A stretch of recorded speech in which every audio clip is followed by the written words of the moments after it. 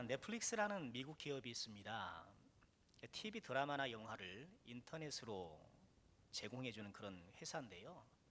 얼마간의 열정을 내면 다양한 드라마나 영화를 볼 수 있는 그런 서비스를 제공해 주나 봅니다.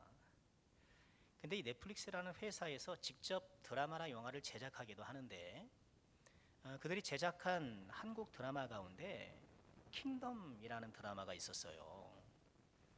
작년에 만든 것으로 하는데 우리나라 조선 시대를 배경으로 하고 있는 좀비 드라마예요. 어르신들 좀비 아십니까? 막 이렇게, 괴물처럼 되는 그 좀비 드라마인데 그냥 뭐 그런 영화죠. 그런데 이 영화가 넷플릭스가 전 세계적으로 1억 400만 명의 회원이 있다고 해요. 그러니 아마 많은 외국인들도 이 드라마를 본 모양입니다. 그런데 이 드라마를 본 외국인들이 유독 관심을 갖고 본 것이 있다고 해요. 좀 우리로서는 엉뚱하긴 한데 드라마에 나오는 인물들이 쓰고 있는 모자예요. 모자. 우리는 뭐 잘 못 느끼는데 외국인들이 보기에는 어떻게 사람들이 다 하나같이 모자를 썼나, 또 모자가 이렇게 다양한가 하면서 무척 흥미롭게 보았나 봅니다. 여러분, 조선시대에는 참 다양한 모자가 있었죠. 그러니까 정식으로 옷을 차려입는 것을 의관을 정제하다 그랬잖아요.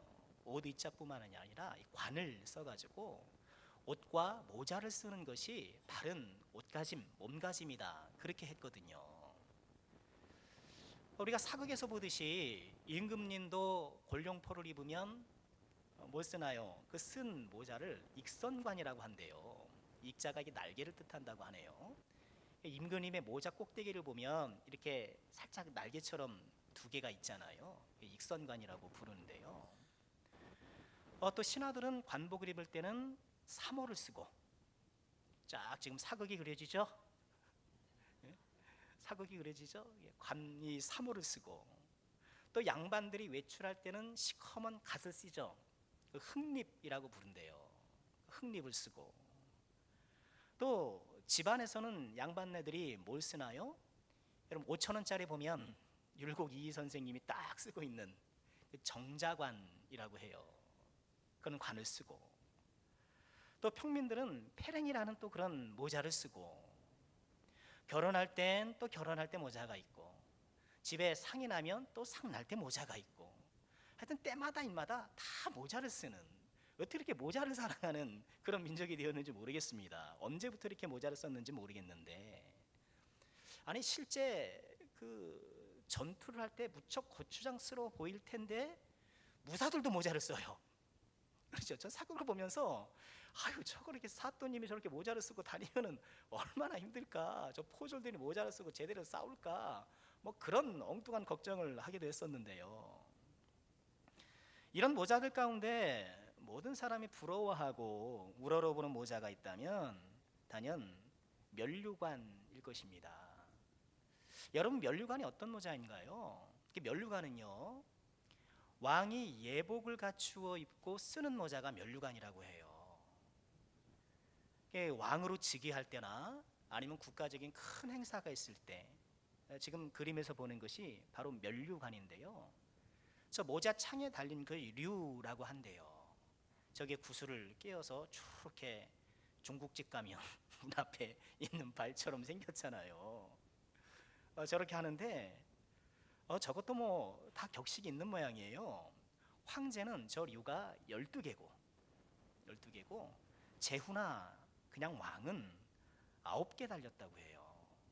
그러니 우리나라 임금들은 뭐 중국의 제후처럼 됐었으니까 조선시대 임금들은 다 9줄을 이렇게 착용했었고, 고종 황제만이 황제 즉위식 때 12줄짜리 이 면류관을 썼다고 해요. 자, 오늘은 이 면류관과 관련된 말씀이에요. 오늘 19절 말씀 보니까 이렇게 말씀하고 있죠. 우리의 소망이나 기쁨이나 자랑의 면류관이 무엇이냐? 그가 강림하실 때 우리 주 예수 앞에 너희가 아니냐? 면류관이라는 말씀이 나오는데요. 본래 면류관으로 번역된 단어는 스테파노스라는 단어인데 월계수관을 뜻해요. 로마에는 오래전 그리스에서부터 있었던 그 운동 경기가 참 많았다고 해요. 4대 체전이 있을 정도였는데 그 운동 경기에서 우승한 사람에게 월계관을 수여했잖아요. 비록 나뭇가지로 만든 거지만 그 월계관은 운동선수에게 있어서는 최고의 영예, 최고의 기쁨이었던 것이죠. 지금 이 본문에서 바울 사도가 장차 주님이 강림하실 때 받게 될 본인의 월계수관 혹은 면류관, 이 면류관이라는 번역이 그렇고 보면 굉장히 동양적인 번역이고 한국적인 번역인 것 같아요. 주님이 강림하실 때에 받게 될 그 면류관, 자신이 최고의 영예로 생각하고 있는 그 월계관이 무엇인가? 그럼 그것이 무엇이라고 지금 소개하고 있어요? 바로 데살로니가 성도들이라는 거예요. 나의 최고의 기쁨이 뭔가? 내 생의 최고의 영예가 뭔가? 바울 사도는 그것이 데살로니가 성도라는 거예요. 바울 사도는요, 이 면류관이라는 은유를 종종 사용했던 것을 보게 돼요. 고린도전서 9장 25절에 보면 이기기를 다투는 자마다 모든 일에 절제하나니 그들은 썩을 승리하자 관을 얻고자 하되 우리는 썩지 아니할 것을 얻고자 하노라. 이 고린도전서잖아요. 바로 이 고린도에 유명한 이스트미아 운동 경기가 있었거든요. 2년에 한 번씩 올림픽이 열리는 거예요, 고린도에서. 그러니 그 운동 경기에서 이 면류관을 얻기 위해서 사람들이 얼마나 절제하고 훈련하고 열심히 준비를 하겠습니까? 그러나 그들은 저렇게 썩을 면류관을 위해서 애를 쓰지만 우리는 무엇을 위해서 애쓴다는 거예요? 썩지 아니할 그 영원한 면류관이 우리에게 있다라고 얘기하고 있는 거예요. 또 디모데후서 4장 8절에 보면 이제 후로는 나를 위하여 의의 면류관이 예비되었으므로 주곧 의로운 재판장이 그날에 내게 주실 것이다. 나뿐만 아니라 주의 나타나심을 사모하는 모든 자에게다. 이렇게 말하면서 본인 스스로도 이처럼 면류관을 바라보고 있다, 그렇게 이야기했고요. 또 야고보서 1장 12절에도 보면 시험을 참는 자가 복이있나니 이는 시련을 견뎌낸 자가 주께서 자기를 사랑하는 자들에게 약속하신 생명의 면류관을 얻을 것이다, 이렇게 말씀을 하시고, 또 요한계시록에도 보면 내가 가진 것을 굳게 잡아서 면류관을 빼앗지 못하게 하라, 이런 말씀도 있고요. 또 2장 10절 우리가 잘 아는 말씀이죠. 내가 죽도록 충성하라, 그리하면 생명의 관을 내게 주리라. 그러니까 성경은 곳곳에서 우리에게 면류관을 보여줘요. 다시 말해서 우리로 하여금 면류관을 바라보는 혹은 면류관 받을 준비를 하는 그런 면류관 신앙을 갖도록 우리에게 요구하고 있다라는 거예요. 여러분, 바라고 하는 것은요, 성경이처럼 우리에게 면류관을 약속하시는데 여러분, 저 여러분이 이 면류관에 합당한 의의 면류관, 오늘 설교 제목처럼 기쁨의 면류관, 생명의 면류관, 여러분 이게 다 같은 면류관이죠. 여러분 이게 뭐 종류가 있는 것이 아닙니다. 오해하지 마시길 바랍니다. 그리고 실제로 어떤 그 물질에 관을 씌워진다라고 착각하시면 그것도 곤란한 것 같아요. 우리에게 받을 구원을 면류관에 은유한 것이지, 그래서 나는 의의 면류관을 쓰고 또 생명의 면류관도 쓰고 막 겹겹이를 쓰고 내가 천국에서 한번 뽐내야지, 여러분 그런 건 인간적인 생각인 거고요. 여러분, 하나님은요 우리에게 장차 주실 하나님의 상급 혹은 하나님의 보상, 이 하나님의 면류관을 바라보라고 말씀을 하셔요. 그런데 성경을 보면은요, 이렇게 하나님께 장차 주실 보상과 관련하여서 좀 상반된 듯한 이 두 가지 말씀을 발견하게 돼요. 첫 번째 말씀은요, 제가 지금껏 말씀드린 것처럼 면류관을 바라보나라는 이런 관점에서 하나님께서 주실 상을 좀 바라보라는 그런 말씀이에요. 대표적인 것이 11장 6절 말씀이죠. 읽어볼까요? 믿음이 없이는 하나님을 기쁘시게 하지 못하나니 하나님께 나아가는 자는 반드시 그가 계신 것과 또 그 안 자기를 찾는 자들에게 상 주시는 이심을 믿어야 할지니라. 우리가 예수를 믿을 때 뭘 믿으라는 거예요? 상 주신다는 것을 믿으라는 거예요. 우리에게 면류관 주시는 것, 우리에게 보상해 주신다는 것을 믿으라는 거예요. 그런데 누가복음 17장 10절에 예수님의 말씀을 보면 이런 말씀을 하셔요. 이와 같이 너희도 명령받은 것을 다 행한 후에 이르기를 우리는 무익한 종이라 우리가 하여야 할 일을 한 것뿐이라 할지니라. 또 이렇게도 말씀을 하셔요. 아니 어떤 말씀에서는 그 상을 적극적으로 바라보라 그러시더니 아니 어떤 말씀에서는 그저 내가 할 일을 했을 것이다, 그렇게만 말하라, 이렇게 말씀을 하시니 아니 어떻게 하란 말씀입니까? 이거 하나님의 말씀이 서로 충돌하고 있는 것 아닙니까? 그러나 여러분, 이것은 하나님 말씀이 충돌하는 것이 아니죠. 상반되는 것이 아니죠. 오히려 조화와 균형입니다. 여러분, 이 두 말씀은 우리를 위해서 다 같이 있는 말씀이에요. 여러분, 상주심을 바라보라는 이 말씀은요, 이 상주심을 바라볼 때 자칫 우리는 뭐든지 이렇게 지나치는 버릇이 있잖아요. 뭐든지 과도해지는 경향이 있잖아요. 상주심을 바라보다가 마치 내가 상을 받을 만한 공로가 있다라는 공로주의에 빠질 위험이 있어요. 그럴 때는 어떤 말씀이 우리를 붙들어주는 거예요? 우리가 하여야 할 일을 한 것뿐이라, 그 말씀을 붙들어주는 거예요. 또 우리가 하여야 할 일을 한 것뿐입니다 라는 이 말씀에는요, 아주 미묘한 함정이 있을 수 있어요. 나는 할 일 한 것뿐이야, 한 일 한 것뿐이야. 그것이 진실한 고백일 수도 있는데 그 속에 살짝 교만의 그늘이 있을 수 있어요. 이해되시겠어요? 난 한 것뿐이야 라고 하는데 나는 상은 바라지 않아, 나는 보상받고 한 일이 아니야. 그런 나도 모르게 은근한 교만이 싹들 수가 있는 거예요. 여러분, 상을 받는다는 것, 내가 상을 줄 테니 상을 기대하라는 것, 여러분 어린아이들이 상을 얼마나 순수하게 기다립니까? 내가 상 주는 것을 얼마나, 상 받는 것을 얼마나 기뻐하고 좋아합니까? 여러분, 이처럼 우리가 하여야 할 일을 한 것뿐입니다 라는 말씀 속에 또 스며들 수 있는 이 교만을 방지하기 위해서 또는 어떻게 해야 돼요? 하나님께서 주시는 상을 바라보고 하나님께서 나에게 보상해 준다는 것에 대해서 또 힘도 내고 또 순수하게 겸손하게 하나님이 주시는 그 은혜를 소망하는 것이죠. 여러분, 우리에게 필요한 것은 이처럼 면류관을 소망하는 것, 하나님께서 나에게 상 주심을 바라보는 것, 여러분 우리에게 꼭 필요한 그런 신앙의 모습이라는 것입니다. 그런데 오늘 본문은 우리가 받을 면류관을 뭐라고 소개하고 있나요? 기쁨의 면류관이라고 소개해요. 우리 19절 다시 보실까요?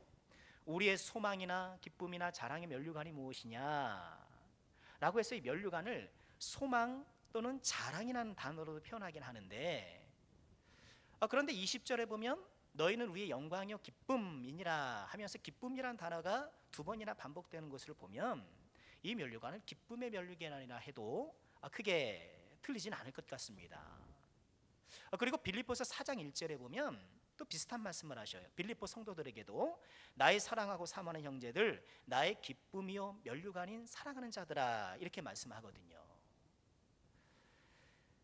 여러분, 바울 사도는 운동선수가 월계관을 최고의 영예를 여기는 것처럼 지금 무엇을 최고의 기쁨으로 면류관을 여기고 있다는 거예요? 데살로니가 성도들, 지금 믿음으로 무럭무럭 잘 자라고 있는 이 데살로니가 성도들이야말로 내 최고의 영예요 최고의 기쁨의 면류관이라고 그렇게 선언하고 또 칭찬하고 있는 것입니다. 여러분, 이것은 다만 바울 사도만의 고백이 아니라 그의 기쁨만이 아니라 여러분 우리 함께 품을 수 있는 우리 모두의 기쁨, 우리 모두의 기쁨의 면류관이 꼭 될 수 있기를 주님의 이름으로 축원드립니다. 그러면 이 기쁨의 면류관을 얻기 위해서 우리가 해야 할 일은 무엇일까요? 두 가지만 짧게 적용하고 말씀 마치려고 합니다. 첫째는요, 전도해야 합니다. 전도해야 돼요.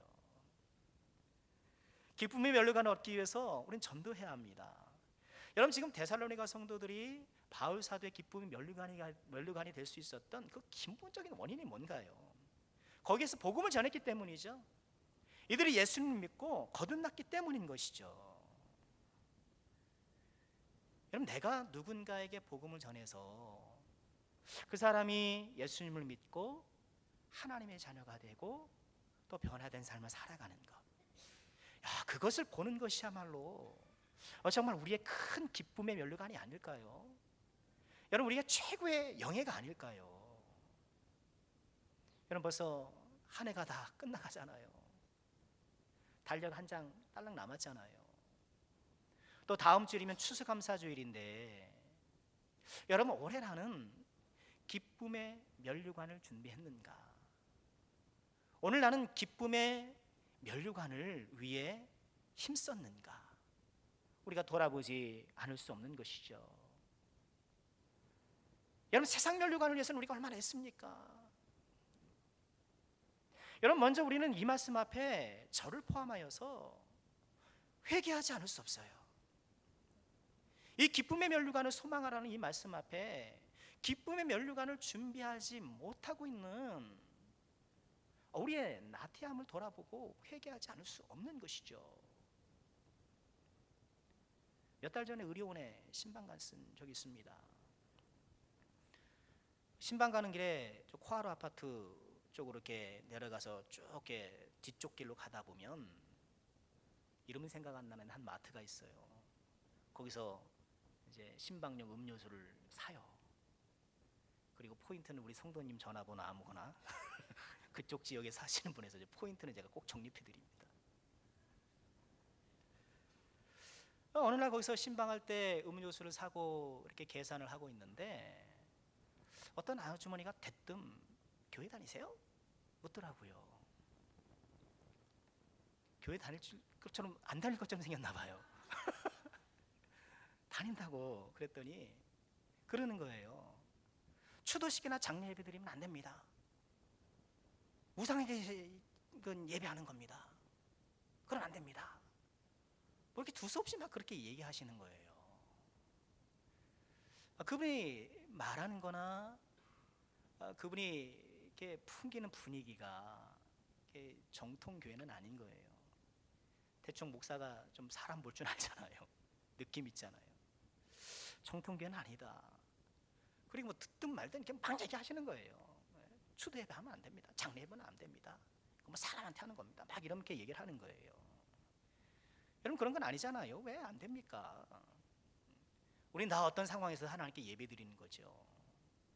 물론 우리가 또 사람을 향할 수는 없겠지만, 그래서는 안 되겠지만, 또 예배 가운데 우리가 좀 주의할 부분이 있긴 하지만, 우리는 우리의 모든 인생의 생사 화복 가운데, 인생의 모든 일들 가운데 하나님 앞에 예배할 수 있는 거예요. 참 이상한 아주머니 다 본다. 참 안타깝다. 참 뭐 나이도 많지 않으신데 하필이면 이단에 사로잡히셨는가. 그렇게 걱정을 했는데 한편으로는 그런 생각이 들어요. 이단도 저렇게 열심히 전도하는데 나는 목사로서 저렇게 진지하게 복음을 전하고 있는가. 그런 모습을 돌아보지 않을 수 없는 거예요. 여러분, 그렇죠. 여러분, 이단을 우리가 뭐 결코 동의할 수 없죠. 그들이 말하는 거짓 복음을 우리가 받을 수는 없죠. 그런데 그들의 열정은 우리가 좀 봐야 돼요. 얼마나 열정적으로 거짓 복음을 전하는지. 거짓 복음도 저렇게 열심히 전하는데 참 복음을 갖고 있는, 진리를 갖고 있는 우리가 너무 입을 닫고 있는 것이 아닌가.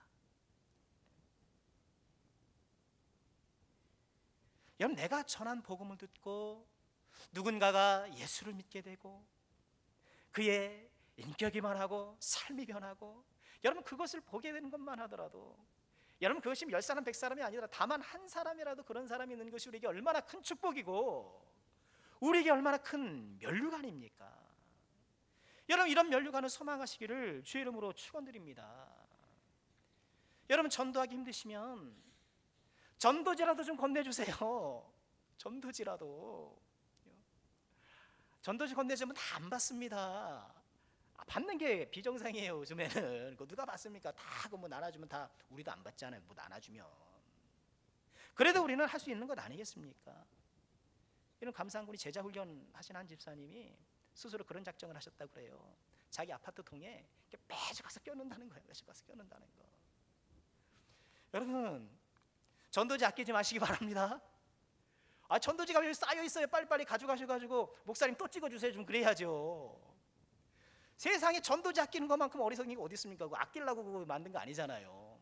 그러니 여러분, 빨리 보이는 대로 가져가셔서 나눠드리고 전도하고 선한 일에 사용하시기를 부탁드리겠습니다. 우리 예수님이 승천하실 때에 마지막으로 하신 말씀이 무엇인가? 우리 잘 기억하고 있지 않습니까? 마태복음 28장 19절 말씀이죠. 그러므로 너희는 가서 모든 민족을 제자로 삼아 아버지 아들과 성령 이름으로 세례를 베풀고 내가 너에게 분반 모든 것을 가르쳐 지키게 하라. 볼지어다 세상 끝날까지 너희와 항상 함께 있으리라. 우리 예수님께서 이 땅에서 마지막으로 주신 말씀이에요. 여러분, 나의 부모님이 이 세상에서 마지막으로 주신 말씀이라면 여러분, 내가 그것을 가볍게 여길 수가 있겠습니까? 우리 주님께서 우리에게 주신 이 마지막 말씀을 나에게 죽은 말씀이 되지 않도록 우리 삶 속에서 틈틈이 주의 복음을 전할 수 있는, 그래서 기쁨의 면류관을 예비할 수 있는 우리 모두가 될 수 있기를 주님의 이름으로 축원합니다. 여러분, 일각에서는 그렇게 말씀하는 분들이 계세요. 요새는 전도는 행동으로 해야 됩니다. 선행으로 해야 됩니다. 옳습니다. 우리 성도들이 행동으로 본을 못 보이니까 복음 전파가 방해되는 것도 사실은 건 틀림없습니다. 그러나 여러분, 그렇다고 입술 전파가 불필요한 것은 결코 아닙니다. 이거 함께 해야 되는 거예요. 또 어떤 분은 그런 말씀을 하세요. 아이고, 우리 가족부터 구원해야 되는데 제가 무슨 우리 가족도 구원 못했는데 뭐 남을 구원합니까? 남에게 복음을 전합니까? 우리 신랑도 지금 평생 안 믿어가지고 이거 골석 입고 있는데 막 그러면서 전도하기를 주저하고 있는데, 여러분, 그것도 올바르지 않아요. 왜 그런가 하면 예수님도 예수님 동생들이 예수님 믿지 않았어요. 그런데도 뭐 유대인의 갈릴리니 복음 전하러 막 돌아다니셨거든요. 요한복음 7장 5절에 이렇게 말씀을 하세요. 이는 그 형제들까지도 예수를 믿지 않았다. 예수님이 막 복음을 전하면서 십자가를 지기 위해서 그 모든 일을 하는데 정작 자기 집의 형제들은 예수를 믿지 않았어요. 여러분, 우리 가족 구원을 하는 것은 분명히 필요한 일이긴 합니다만 여러분, 그것만 기다릴 것이 아니고요, 또 우리는 우리에게 기어 주어지는 대로 부지런히 복음을 전해야 하는 것이죠. 여러분, 이런 그럴듯한 핑계에 현혹되지 마시기를 부탁드리겠습니다. 어떤 정치인이 그러더라고요. TV 방송에서 대한민국에서 핑계로 성공한 사람은 김건모밖에 없다고. 여러분, 핑계로 성공한 사람은 김건모밖에 없다는 거예요. 여러분, 때를 얻든지 못 얻든지 항상 복음 전파 힘쓰는 저 여러분 될 수 있기를 주님의 이름으로 축원합니다. 내가 전한 복음의 열매를 내가 확인하지 못할 수 있어요. 어떻게 될지 모르죠. 내가 건네진 전도지가 쓰레기통에 들어갈 수도 있겠지만, 그러나 누군가에겐 정말 생명의 메시지가 될 수도 있어요. 하나님께서 예비하신 누군가에게는 내가 예수를 믿어볼까 하는 그런 마음을 불러일으키는 하나님의 음성이 될 수 있다는 거예요. 여러분, 이번 한 주간 기쁨의 면류관을 얻기 위해 애써보시는 저 여러분 될 수 있기를 주의 이름으로 축원합니다. 자, 기쁨의 면류관을 위해서 우리가 또 힘써야 될 두 번째는 뭘까요? 우리 믿음의 지체들을 세워주는 거예요. 이 믿음의 지체들을 세워주는 거예요. 오늘 17절 말씀 보면 이런 얘기를 해요. 바울 사도가 데살로니가를 떠났잖아요. 그렇죠? 기억나시죠? 미안한 교회, 3개월, 야반도주, 미안한 교회. 17절에서 바울 사도가 어떤 얘기를 합니까? 데살로니가 성도들을 잠시 떠났지만 그건 얼굴이요, 마음은 아니다. 또 얼굴 보기를 우리가 힘썼다라고 얘기를 하고요. 또 18절에 보면 실제로 데살로니가로 가려고 한 번, 두 번 시도를 했던 모양이에요. 그런데 사탄의 방해로 그만 무산되고 말았어요. 이 사탄의 방해가 구체적으로 어떤 형태인지는 분명치 않으나, 그러나 좀 데살로니가로 좀 다시 가려고 했지만 그 계획을 실현하지 못했던 것 같아요. 근데 그렇다고 이렇게 손 놓고 있을 수는 없잖아요. 그래서 우리 3장으로 넘어가게 보면 3장 1절부터 3절까지 보면 이 바울 사도가 직접 가는 것이 자꾸 길이 막히니까 대신에 디모데를 보내요. 디모데를. 우리 3장 1절 2절 3절 한번 보실까요? 이러므로 우리가 참다 못하여 우리만 아덴에 머물기를 좋게 생각하고 우리 형제 곧 그리스도의 복음을 전하는 하나님의 일꾼인 디모데를 보내노니 이는 너희를 굳건하게 하고 너희 믿음에 대하여 위로함으로 아무도 여러 환난 중에 흔들리지 않게 하려 함이라. 지금 데살로니가를 떠나오니까 데살로니가에 막 박해하는 사람들이 있었잖아요. 바울 사도를 막 비난하면서 이들의 믿음을 흔들고 있잖아요. 그러니 이 디모데를 보내서 그들을 좀 붙들어 주려고 했다라는 거예요. 여러분 아덴이 어딘가 하면 여러분 지도 잠깐 보시면 아덴은 데살로니가로부터 훨씬 남쪽에 있는 아가야의 항구 도시예요. 아덴이 보이나요? 항구 도시인데요.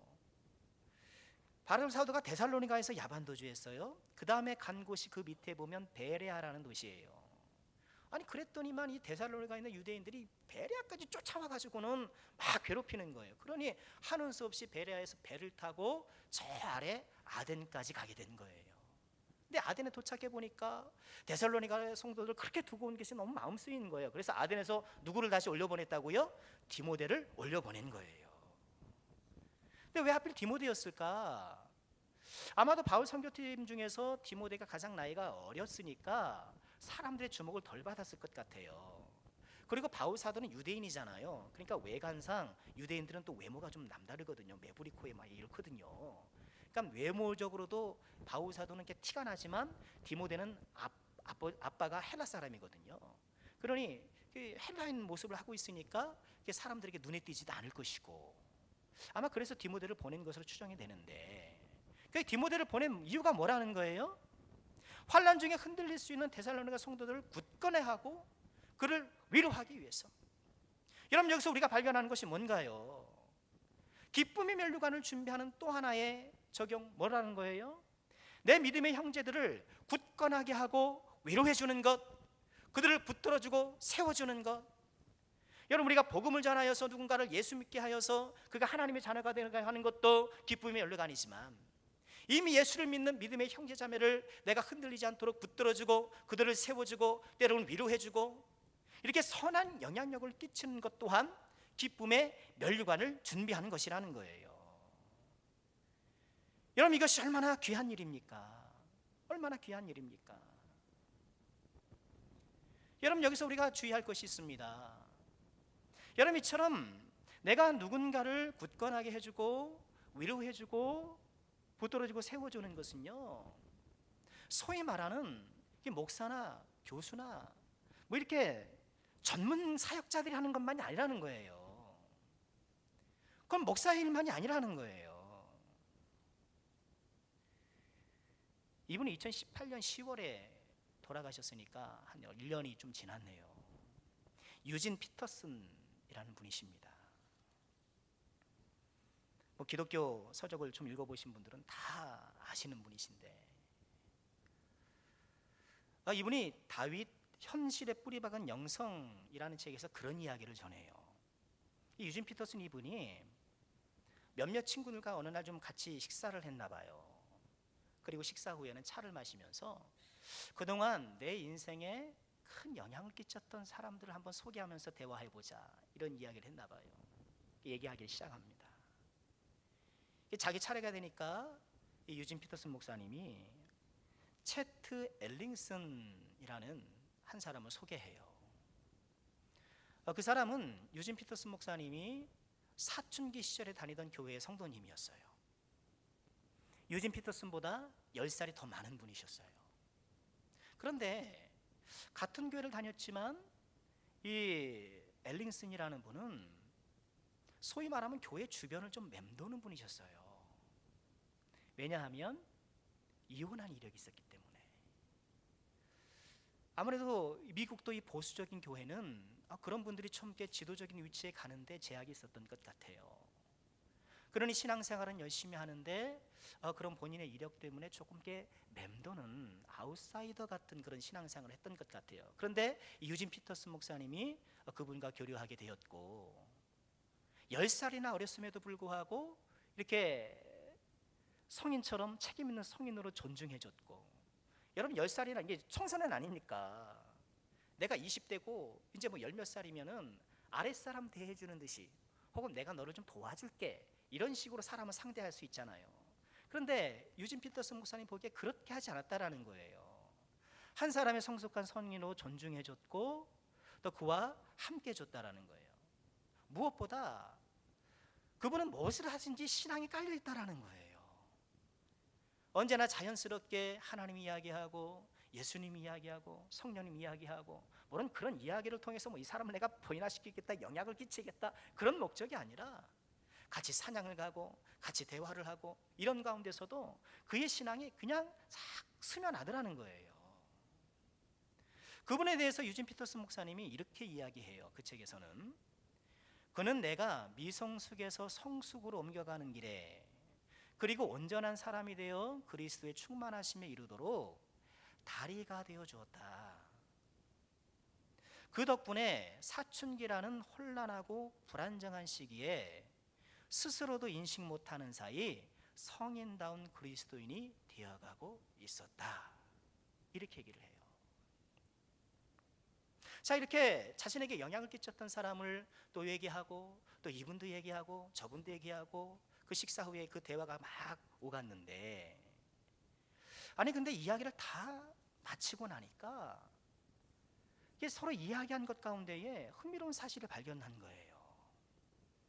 나의 인생에 영향을 끼친 사람 중에는, 그들이 소개한 사람들 중에는 목사나 교수나 선교사나 복음 전하는 사람, 이런 사람들은 한 사람도 없더라는 거예요.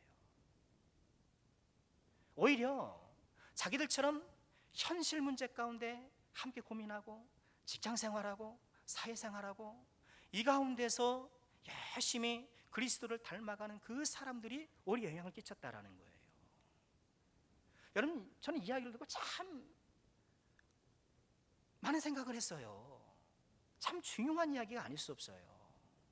물론 목사에게 영향을 받을 수도 있고 또 전문 사역자를 통하여서 선한 영향을 물론 받을 수 있겠지요. 하지만 어쩌면 내 주변에서 믿음으로 신실하게 사는 형제 자매들이야말로 나에게 큰 보탬이 되는 분이 아닐까. 여러분, 우리가 좀 그런 사람이 되어야 되지 않을까요?